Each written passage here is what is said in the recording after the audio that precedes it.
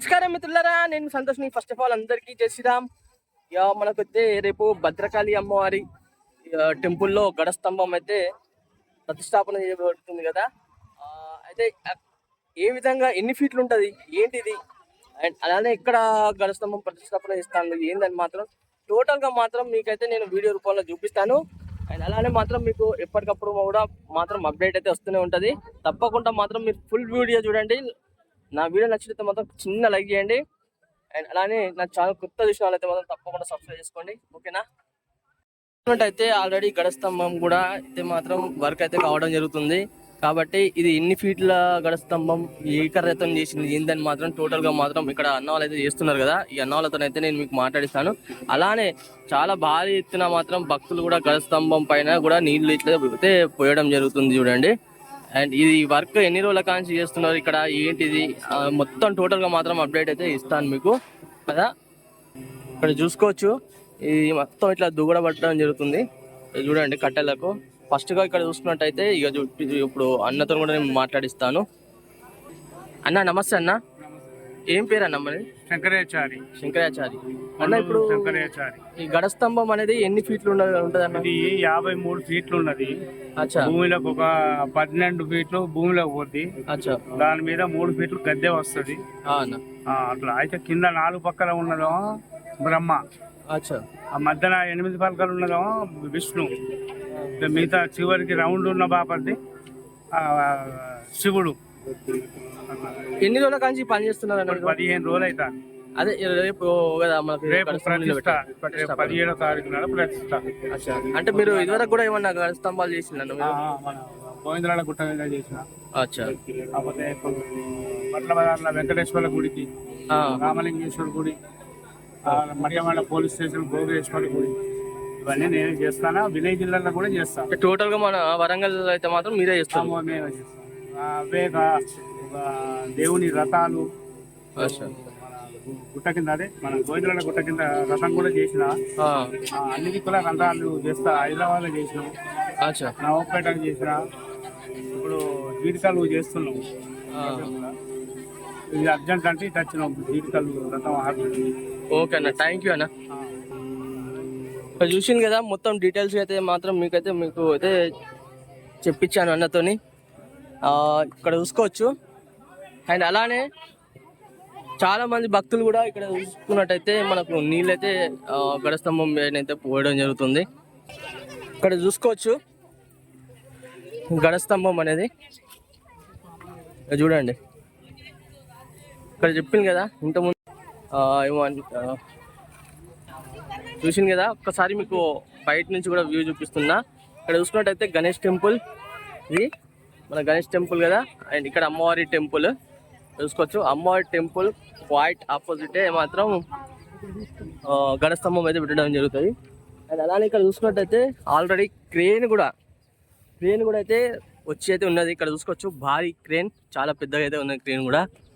ఇక రేపు పొద్దున ఎట్లా లిఫ్టింగ్ చేస్తారు, ఎట్లా గడస్తంభం కూర్చోబెడతారు ఏంటని మాత్రం టోటల్గా మాత్రం మీకైతే మాత్రం నేనైతే అప్డేట్ అయితే ఇస్తా.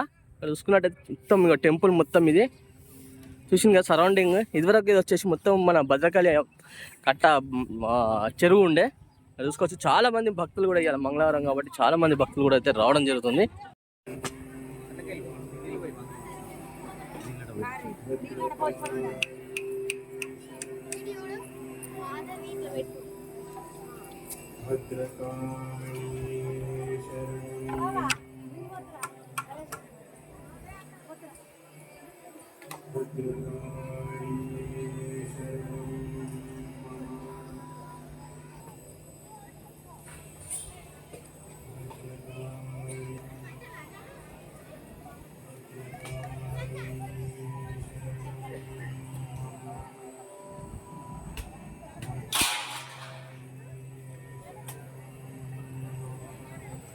ఇక్కడ చూసింది కదా.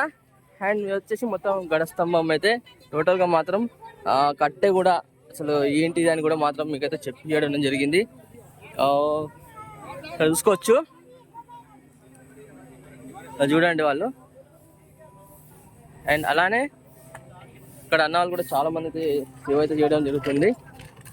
ఇక్కడ ఎక్కడ పెడతారు ఏందని కూడా చూపిస్తాను మీకు. చూసుకున్నట్టయితే ఇక్కడ అమ్మవారి టెంపుల్ కదా, ఇక్కడ అమ్మవారి టెంపుల్ ఇక్కడ క్వైట్ ఆపోజిటే మాత్రం ఇక్కడైతే ఉండడం జరుగుతుంది. గడస్తంభం పెడతారు ఇక్కడ. ఇక్కడ ఎందుకంటే మొత్తం రింగ్స్ లోపలైతే మాత్రం రింగులు అయితే వేసి అయితే పెట్టిళ్ళు. ఇక రేపు ఇంకా మొత్తం ఫినిషింగ్ వర్క్ అయితే మొత్తం ఇంకా కంప్లీట్ కాలేదు. ఇక్కడ చూసుకోవచ్చు మన గడస్తంభం పెట్టినాక ఇట్లా వాళ్ళైతే పెడతారు కావచ్చు అని అనుకుంటున్నాను నేనైతే. ఎందుకంటే ఇక మొత్తం ప్లాస్టింగ్ అయితే లోపల మాత్రం టోటల్గా ప్లాస్టింగ్ కంప్లీట్ అయిపోయింది. ఓన్లీ పైన గచ్చు ఒక్కటే ప్లాస్టింగ్ అనేది కాలేదు. అండ్ అలానే మన ప్రధాన అర్చకులు శేషువయ్య గారు కూడా అయితే రావడం జరిగింది. ఇక్కడ చూసుకోవచ్చు శేషువయ్య గారు కూడా చూసుకోవచ్చు.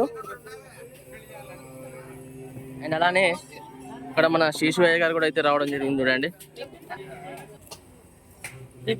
చూసింది కదా.